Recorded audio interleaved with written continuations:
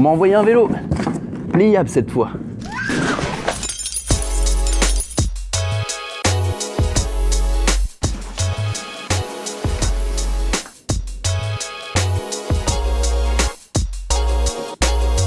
Bientôt, on pourra même plus rentrer dans les capitales avec des véhicules motorisés, au rythme où ça va. T'as déjà essayé de rouler à 30 km/h en scooter, pile au point d'accrochage de l'embrayage.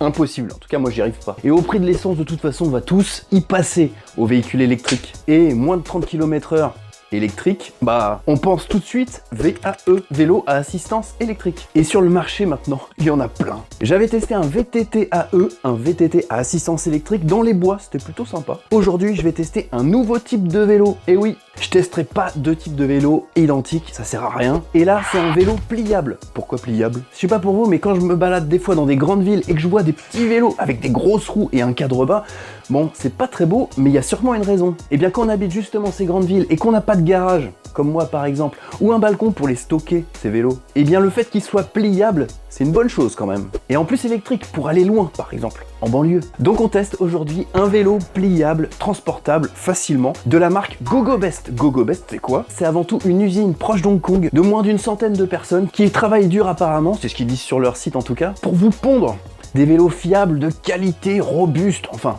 On verra bien ce qu'on en pense avec ce petit test. Je vous propose donc de sortir la bestiole de sa boîte, de le monter et de le tester. Et pour une fois, je m'approcherai de la neutralité carbone sur cette vidéo.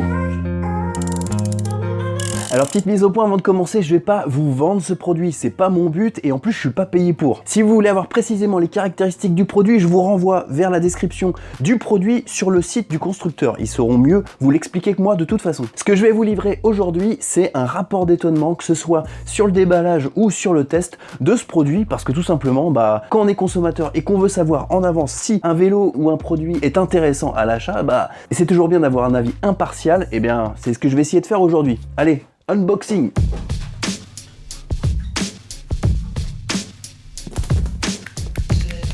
Ça marche pas comme ça. C'est mieux.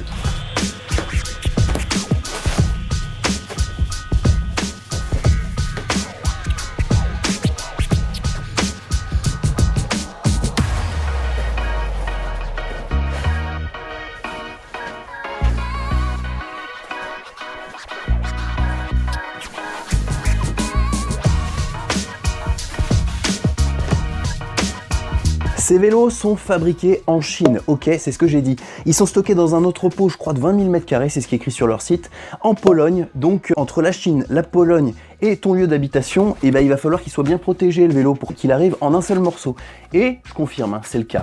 Il y a des grosses mousses. Le carton, même amoché, c'est sûr que le vélo, il n'a pas pris cher, puisque tout est protégé. Donc, plutôt un bon point sur l'emballage. Et moi, d'ailleurs, ce qui me choque dès le déballage, c'est les grosses roues. D'ailleurs, c'est pour ça qu'on appelle ces vélos des fat bikes. C'est parce qu'il y a des énormes pneus qui permettent de s'adapter à n'importe quel terrain. Ouais, c'est ma stock. Avant d'entamer le démontage, on va faire une chose qu'il faut faire avant tout si on veut le tester rapidement. On va enlever la batterie et on va la charger. Il y avait ce petit carton livré avec. Je pense que c'est le chargeur tout simplement. Alors, il y a plein de choses dedans. On va le voir après. Ça doit être ça. Ouais, bingo. Comment ça s'enlève ce bazar? Madame la clé, elle est où? Elle était là, tout simplement. On appuie, on tourne et on tire la batterie. Ça doit se connecter là.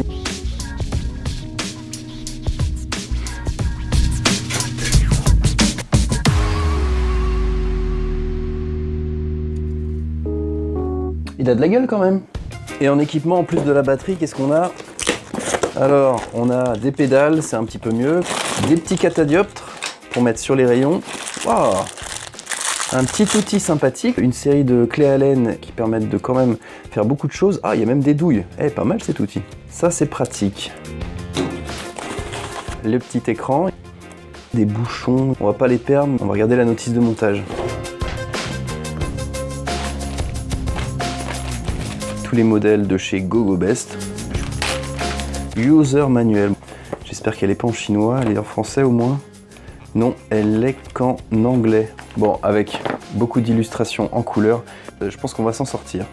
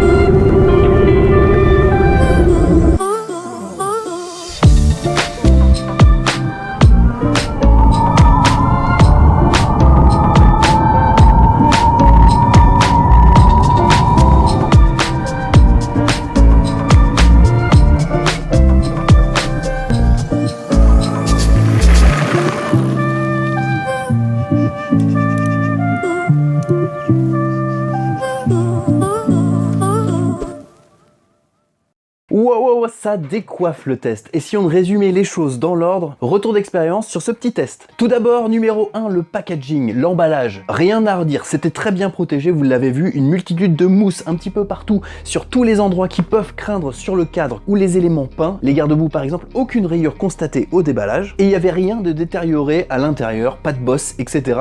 Malgré le long périple que le vélo a connu depuis la Chine. Donc, nickel.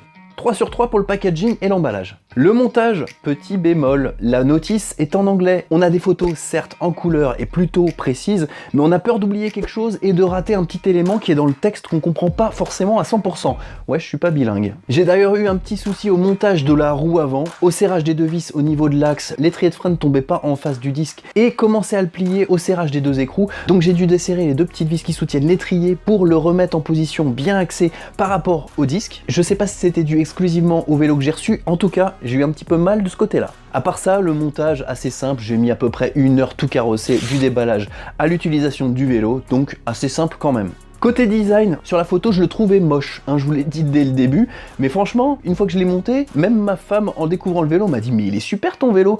Ouais, du coup, je le trouve plutôt bien. C'est la couleur qui fait beaucoup, hein. En noir, ça fait plutôt sobre, sympa, le orange, je supportais pas. Je pensais pas vous dire ça à la fin de ce test, mais je le trouve plutôt joli. Les gros pneus massifs avec les petits marquages blancs donnent une notion sport assez appréciable. Les rayons noirs aussi, ça en jette. Très bonne finition. Alors les équipements à présent. Tout d'abord la partie cycle. Rien à redire, les pneus énormes avec des petits crampons permettent une bonne tenue de route, que ce soit sur le bitume ou sur les petits chemins. Moi je ferais pas du tout terrain avec ce petit vélo, d'autant plus que sans suspension arrière, avec le centre de gravité déporté à l'arrière à cause de la batterie et la position un petit peu pépère du conducteur, fait que c'est assez désagréable d'avoir une multitude de bosses sur le chemin. Donc des chemins avec des graviers et du bitume, parfait. Sinon, le tout-terrain en montagne ou en forêt, on oublie. Hein. Heureusement que la selle est plutôt grosse et confortable pour mes petites fesses. À l'avant et à l'arrière, il y a un frein à disque 160 de diamètre à l'avant, actionné par des câbles, hein, c'est pas hydraulique, c'est moins cher. Et ça freine, bof je trouve. Hein. Moi je pensais que ça allait plus serrer, j'ai même pas réussi à déraper sur du gravier en freinant à fond avec les freins arrière. C'est pour vous dire que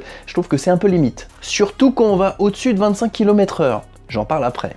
La suspension avant, nickel, elle est pas réglable, mais c'est pas grave, ça fonctionne très bien. Au niveau des commandes sur le guidon, il y a une petite sonnette manuelle. Je trouvais ça sympa d'avoir une petite sonnette électronique sur le précédent test, ce n'est qu'un gadget. Le passage 10 vitesses, c'est des vitesses Shimano, il y en a 6 je crois, ça suffit amplement puisque l'assistance électrique permet de rajouter du couple au pédalier lorsqu'il y a des grosses montées par exemple. Donc ça, pas de problème, 6 vitesses amplement suffisant. Avec des gros pneus comme ça, il fallait au moins des gros garde-boue parce que quand il pleut, ça en met partout. Et là, ils ont mis le paquet sur les garde-boue. C'est des beaux garde-boue en aluminium de la couleur du vélo et bien stable avec des fils en acier fixés sur les axes de roue qui permettent de rendre très solide et rigide les garde-boue. Un bon point. À présent, un test sur route. Oui, je suis allé sur la route, je suis allé dans des chemins et j'ai regardé ce que ça donnait d'utiliser ce vélo. Et je synthétiserai ce test par un mot.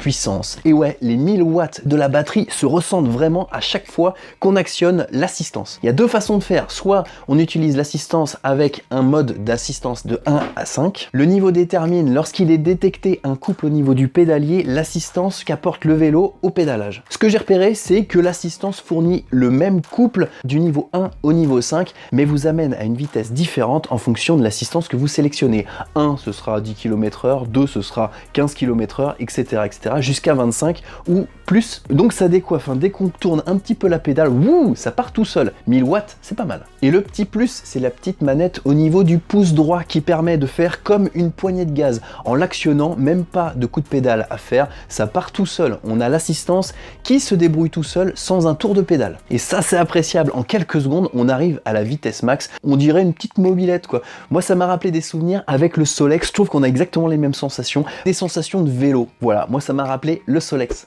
Et à la fin, la petite manivelle, là, j'utilisais que ça. C'était super. Et si 25 km/h, qui est la réglementation, hein, je vous le rappelle, ne vous satisfait pas, et ben c'est super simple d'augmenter la vitesse. On parle même pas de débridage, tellement que c'est simple à manipuler. Une double action sur le haut et le bas, on arrive dans le display, on change la vitesse max de 25 à 35, et voilà, le vélo est débridé jusqu'à 35 km/h.